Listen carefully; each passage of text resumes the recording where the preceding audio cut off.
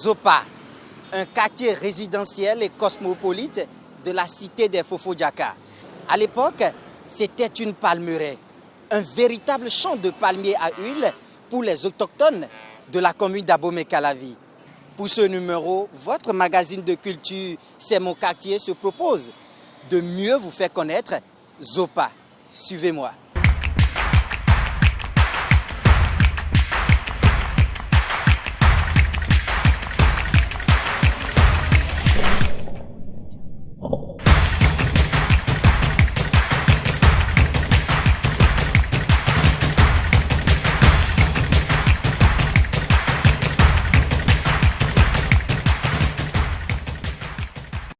Le quartier Zopa se trouve à 22 mètres d'altitude. Le climat dominant de Zopa est connu pour être de type tropical. L'hiver à Zopa se caractérise par des pluies moins importantes qu'en été. D'après Köppen et Geiger, le climat y est classé AW. Zopa affiche 26,5 degrés Celsius de température en moyenne sur toute l'année. La moyenne des précipitations annuelles atteint 1342 mm.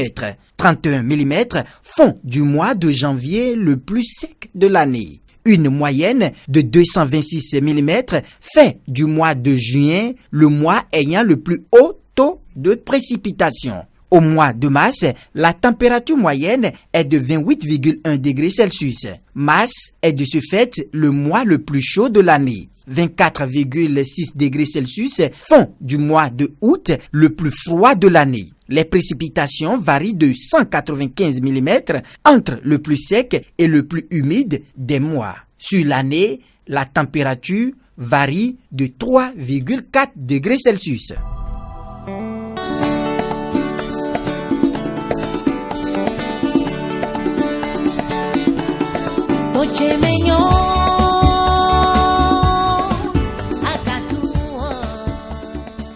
Zopa est aujourd'hui sous la tutelle de 2 arrondissements de la ville d'Abomey-Calavi, l'arrondissement central d'Abomey-Calavi et celui d'Akasato. Il compte plusieurs cités que sont Akonville, Bekassal, GBB, logement économique.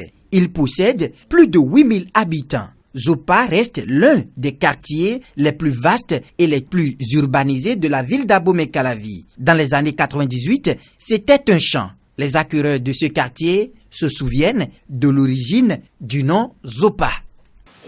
La Zopa, initialement, au début des années 98, c'était un champ des autochtones de Calavi. C'était une zone où, à un moment donné de l'histoire, l'État béninois a décidé de faire de la culture du palmier à huile. Et ceci en prenant cette terre-là des véritables autochtones, des premiers propriétaires qui sont naturellement de Calavi, autochtones de Calavi. Mais à la fin de ce projet, il était question alors de rétrocéder cette terre-là aux différents propriétaires, donc, vers les années 98.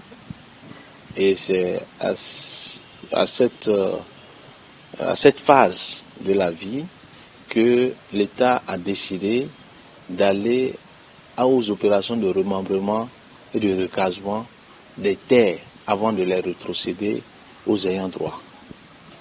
Et mais c'est suite à cette opération que chaque famille est rentrée en possession, bien sûr, de ce que l'État lui devait comme terre. Et alors là, la population, spécifiquement les fonctionnaires, les hommes d'affaires, les ministres, les hauts fonctionnaires, ont trouvé bon, puisque c'est une zone viable, où il y a la tranquillité, les terres sont recasées d'avance avant la vente. Ça a attiré beaucoup de personnes, de la société bien sûr, de venir s'installer dans la Zopa. Et donc le nom de Zopa vient de la culture de palmier à huile qui signifie tout simplement la zone de palmeraie, d'où Zopa. Emmanuel Boyon habite ce quartier depuis 2008. Il confirme l'histoire révélée par l'actuel chef quartier. Le nom Zopa dit zone de palmier à huile. C'était autrefois occupé par une plantation de palmier à huile de l'État. Et la zone a été remise aux promoteurs immobiliers. Et c'est par leur intermédiaire que nous on a acquis des parcelles ici. Cet homme est témoin de la transformation de ce quartier. C'est un sigle, c'est zone palmeraie.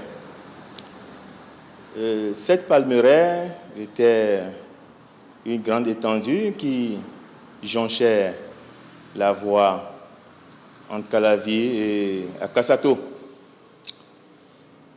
À l'origine, c'était des terres appartenant à des collectivités et ces terres ont été expropriées par l'État. L'État en a fait une palmeraie moderne dans l'intention de valoriser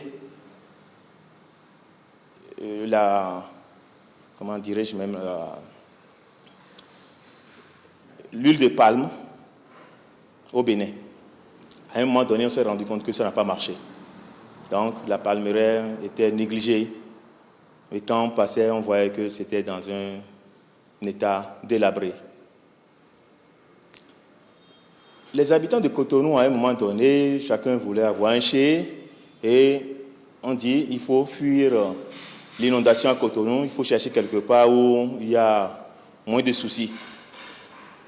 Certains commençaient par s'installer à Calavi.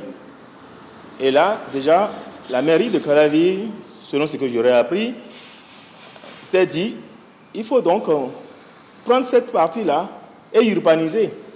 Mais s'il fallait urbaniser, il fallait contacter des géomètres assermentés. La mairie étant une entité déjà de l'État, elle s'est posé la question de savoir, mais qui contacter? Finalement, la mairie a contacté l'IGN pour dire, on veut urbaniser cette zone-là. Dès qu'on a parlé d'urbanisation, parce que si on fait l'effort d'urbaniser, il y a des gens qui vont s'installer. Il y aura les tracés de voies, il y aura l'addition d'eau, il y aura l'électricité. Donc ce serait une cité que les gens vont habiter. Du coup, les propriétaires terriens qui ont été expropriés à l'époque, là, ont dit, ah, non, ça ne va pas se passer comme ça. L'État a dit, gardez votre calme, on va arranger. Allez vous consulter et dites-nous, par collectivité, quelle est la part qui vous revient par hectare. Et nous allons voir comment on va pouvoir vous indemniser. Selon les sources que j'ai reçues, l'État a dit, bon, par hectare, on va vous attribuer 5, sinon 6 parcelles par hectare. 5 ou 6 parcelles par hectare. Parce que quelque part, la mairie de Calavi doit avoir une partie. L'IGN, ayant investi pour mettre en place une équipe pour faire le travail, l'État dit, je vais vous payer en nature. Donc, attribution de certains terrains à l'IGN. L'IGN dit, moi j'ai besoin d'argent pour un fonds de roulement. Si c'est le cas, ce qui me sera attribué, je vais revendre. À partir de cet instant, l'IGN dit, je vais fixer le prix à 800 000. C'est comme ça que les terrains ont été fixés à 800 000. Moi, j'ai été informé à l'époque des années 2000 par là, 1999, 2000, avant 2001. Donc, si quelqu'un avait les moyens, passer par l'IGN pour aller acheter. Bon, au départ, il n'y avait pas encore trop d'habitants parce que la voie inter-État Cotonou-Calavi ne passait pas encore. Donc, il y avait des difficultés d'entrer ici au quartier. Donc, à notre arrivée, il n'y avait que quelques occupants dans la zone. Oui, après la voie, ça a motivé les propriétaires à venir plus rapidement s'installer. Et l'état des infrastructures, la zone étant déjà viabilisée, ça a permis aux gens d'accélérer les travaux pour intégrer les maisons.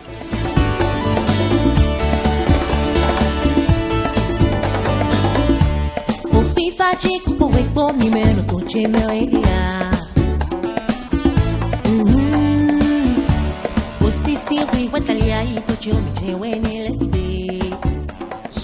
est un quartier où vivent un grand nombre d'acquéreurs de parcelles.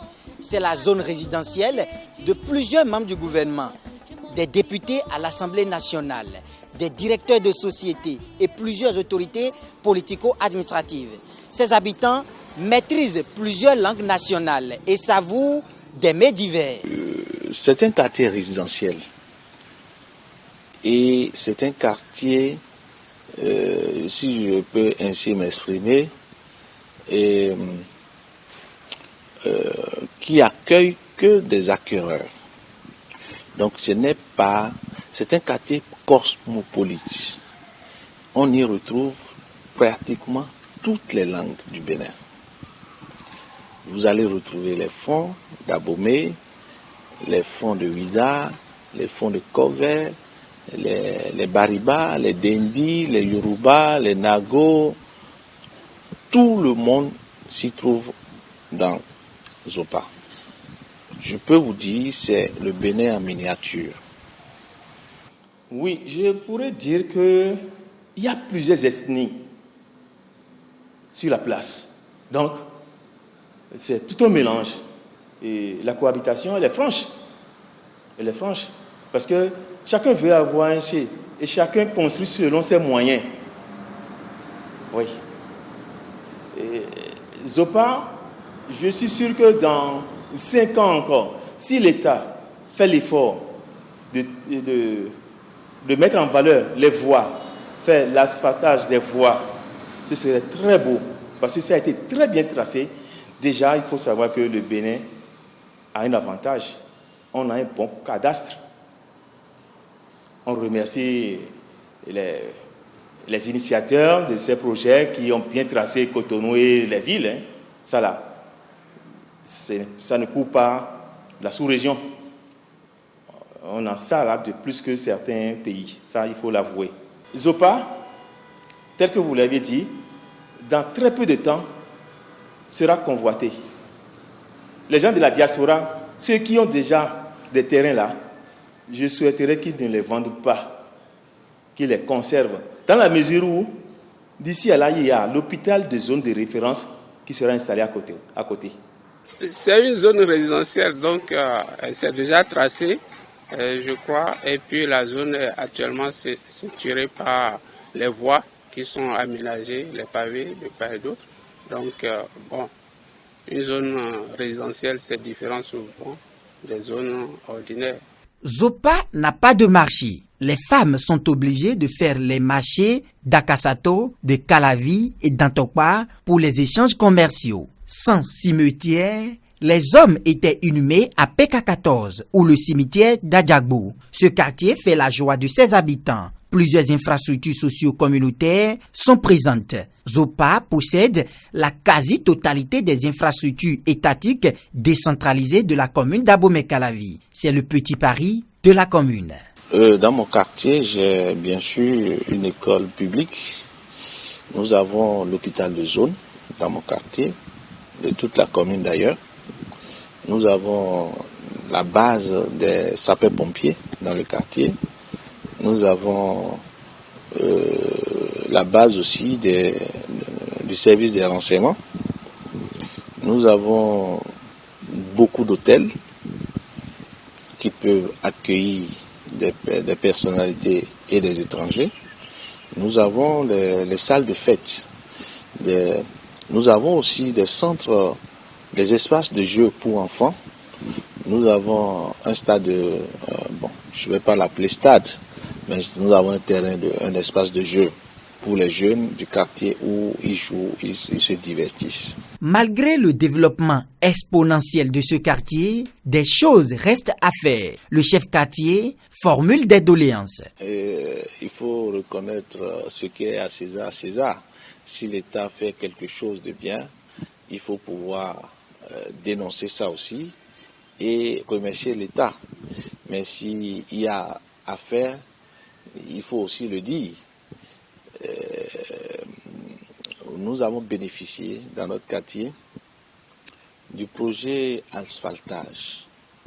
Aujourd'hui, nous avons bénéficié de l'asphaltage dans la Zopa.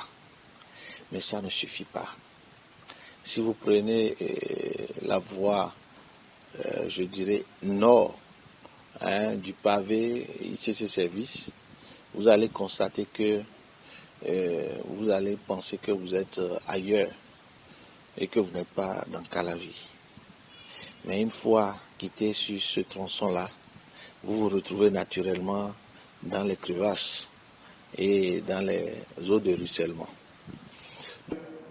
Il y a un problème de voie. Quand il pleut, il y a des endroits où vraiment il y a assez de boue. Deuxièmement, il manque d'éclairage. Donc quand il y aura l'asphaltage qui va passer, ça va prendre en compte tout ça là. Il y aura les voies qui seront bien tracées, il y aura l'accès facile et il y aura l'éclairage. Et il y aura moins d'insécurité.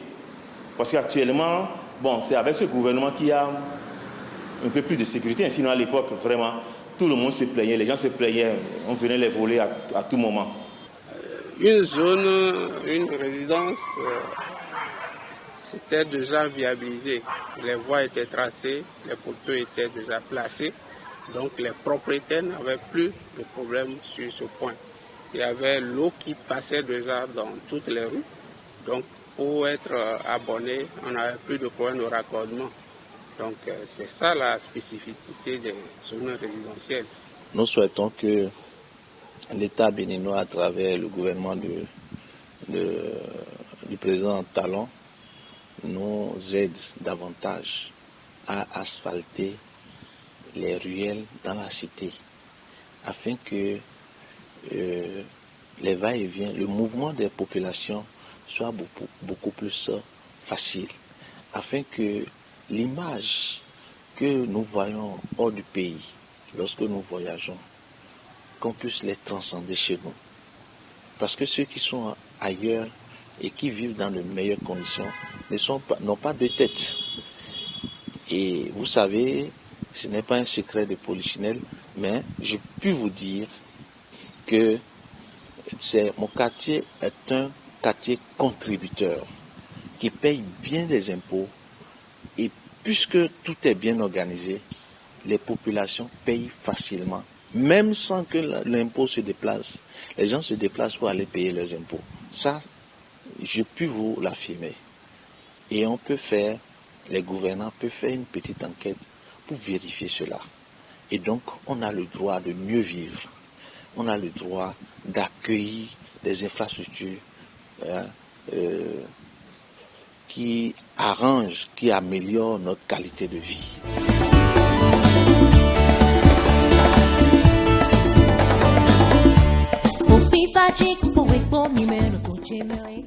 C'est la fin de ce numéro de votre magazine de culture, C'est mon quartier. Désormais, vous en savez plus sur les réalités socio-culturelles de ce quartier Zopa. Une chose tombe bien sous le sens.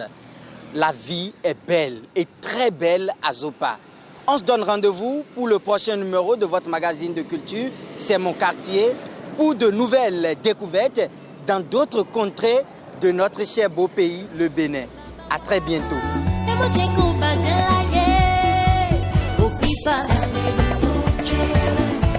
I want you